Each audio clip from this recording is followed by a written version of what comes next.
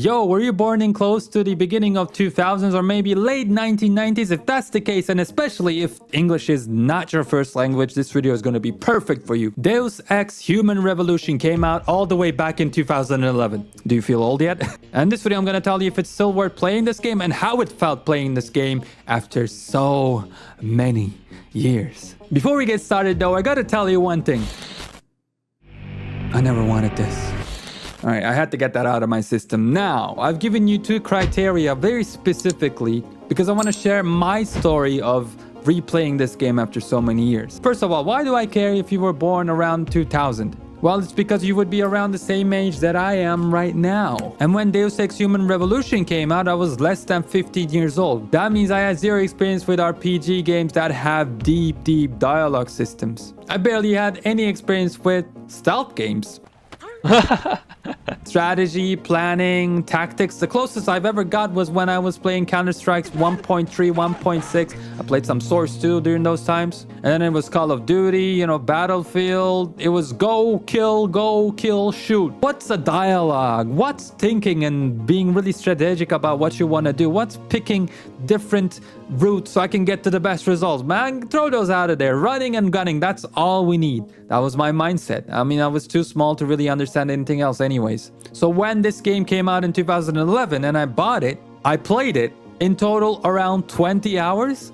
And the last time I played this was in 2016. Of course, for the purposes of this video, I reinstalled the game and went back to my latest save from 2016. And what I saw was horrifying. I literally murdered everyone on sight. And mind you, I never finished the game before either, so this is not like me replaying the game after seeing everything that the story has to offer. No, I was just a straight psychopath. But obviously that was not the case. I just didn't care and I probably got bored, so I was like, you know what, I'm just gonna murder everybody. I usually reserve a playthrough like that after I finish the game nowadays. But yeah, even murdering people, right? When I first started, it really didn't matter in any video game what I did. But then I started to age and grow up and play more games like Splinter Cell Chaos Theory, which gave you the ability to take down opponents lethally or non-lethally. And yes, I played Chaos Theory later than Deus Ex. It's just the way I discovered the games. Then I played Splinter Cell Blacklist, which emphasizes non-lethality even more if you want to. You can also go ahead and do the ghost playstyle where you don't even touch anybody and you're not seen at all. You can just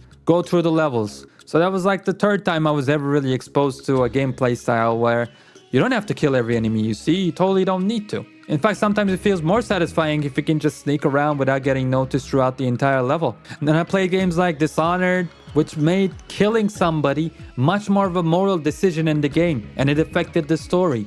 And it made me start thinking about if I should be killing these enemies. Cognitive dissonance or narrative dissonance. Those type of crazy words started to come into play.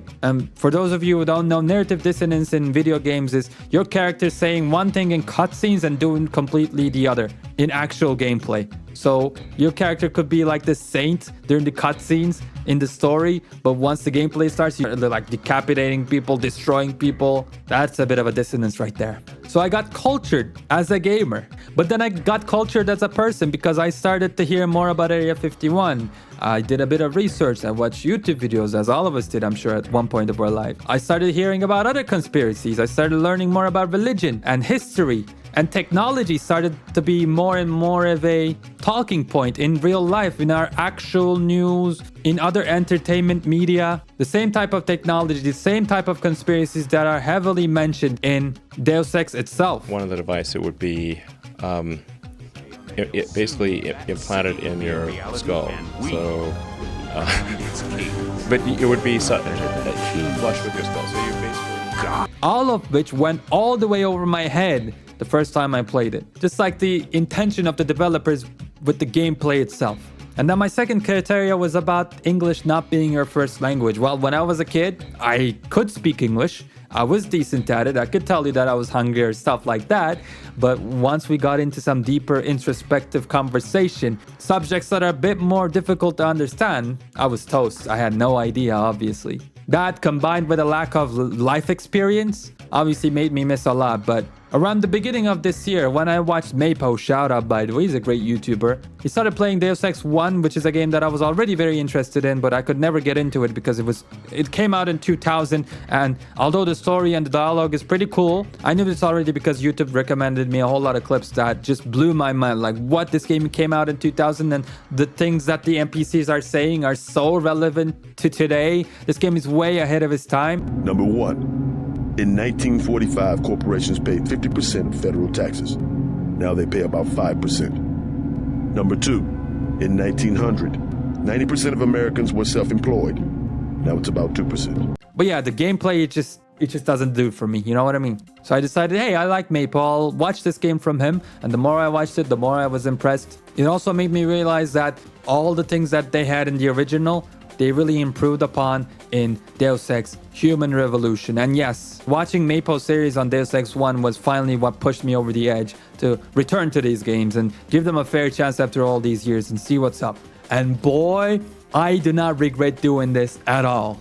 I've been playing the ever-loving hell out of this game for the past few days, and I'm just so impressed with everything that has shown me so far. So if you want to take anything away from my story, it's that if you're a person like me that originally for one reason or whatever didn't really get into this game, didn't like it, you have to go back and play it right now. Well, after watching this video, but you have to go back and play it because what's waiting for you here is one of the best games that I've played ever. And I am going to play the next game as well. I did not have the season pass for it, but I think the season pass right now for Mankind Divided is like $3 Canadian.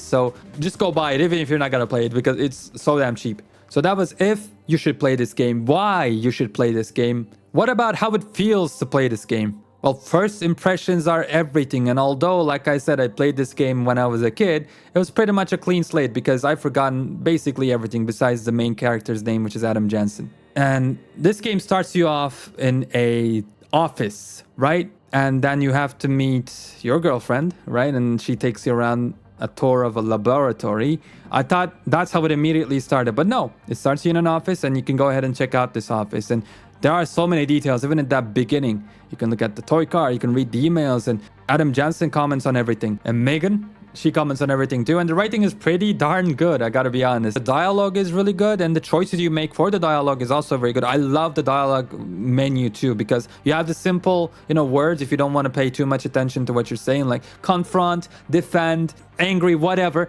And guess what? It's not like Fallout 4 where you say the same thing with different moves. No, like all those choices say different things. And guess what? What you say actually matters. And if you want to go deeper into these choices, when you hover over the choice itself, you get this, whole bunch of subtext that basically tells you 99% of the things you're going to say. So you know exactly what you're going to say to the character in front of you. And in some cases, a wrong dialogue choice is a choice between life or death. So what you say matters, but what you do, and more impressively, what you don't do matters as well in this game. It's very active. Like in the very first mission, where I'm in Seraph Industries, I went into the ladies' bathroom and I felt cheeky doing it. But then in the dialogue, the game acknowledges this and makes fun of me because of that. It's like, oh my goodness. Oh, and by the way, Jensen, I know you've gone through a lot of physical changes of late, but you didn't become a woman. Stay out of the ladies' restroom. I knew at that point when that happened, when that dialogue appeared, I knew I was gonna love this game. Because the biggest takeaway is in the smaller details of this game. Like how I mentioned, you can interact with many things in Megan's office. Adam and Megan are gonna actually react to it. You do things in a mission, all the characters are gonna have something to say about it. All the generic NPCs that walk around the world have so many unique lines that it's absolutely insane. Then they always have many things to say about your last mission, about your last judgment call, or about the way you did things. It's like, oh, you killed all of those people. Man, you're kind of crazy. Or, oh man, you were like a ghost in that last mission. That's kind of awesome. Like, it feels great because it feels like the game is acknowledging everything you're doing and reacting to it accordingly, and it feels alive. And for a game that was made in 2011, that is incredible to see. Someone tells you get there quick and you take your time and you act as a tourist, look everywhere, and while you're too late, there might be consequences. That is brave. That is what we want from games anyways. What makes Baldur's 3 great? Let me ask you a question. Think about it for a second. I think one of the things at least that makes this a great game is, besides the graphics, the voice acting, everything else, is the fact that it's an adult game in the sense that you make a decision, right? Whether it's stupid, whether it makes sense, whether it's evil, the game lets you make that decision, but then you have to deal with the consequences. And this game has a lot of that as well. Now, the only bummer is that in the main story, you cannot go ahead and sneak by the main bosses or knock them out. You have to kill the main bosses, but I think they fixed that in the second game. And of course, this game has some issues as well, but right now, 99% of my experience has been absolutely positive. Like, you have to experience this game for sure, and you will not regret it.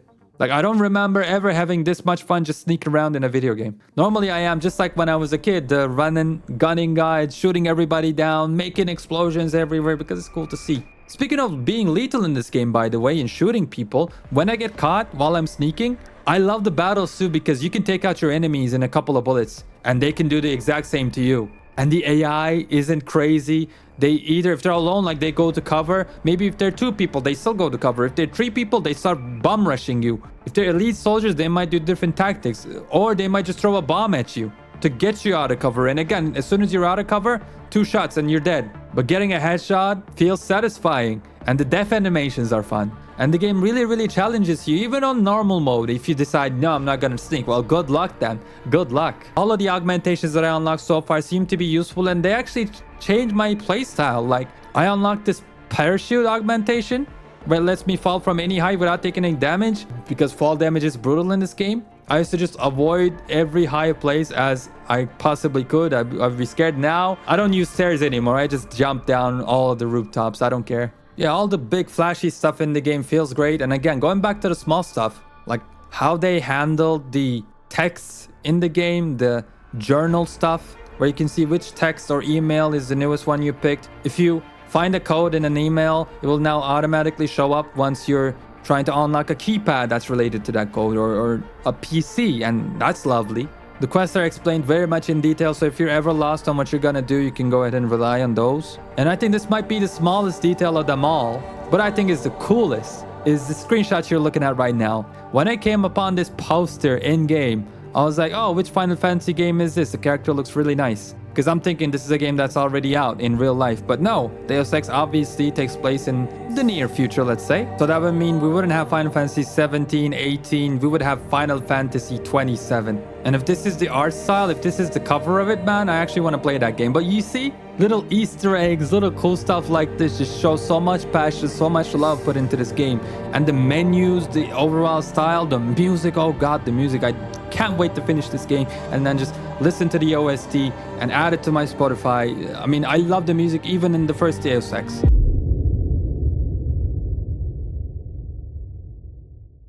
So to put a cap on it, how does it feel to play this game after like 10 years? It feels absolutely amazing. It feels like I missed out on one of the greatest games of all time, and it is super satisfying to be able to go back to it now and enjoy it as if I'm playing it for the first time ever. So those are the answers you're searching for. Should you play this game right now? Yes, especially if you haven't played it in a while. Is it fun?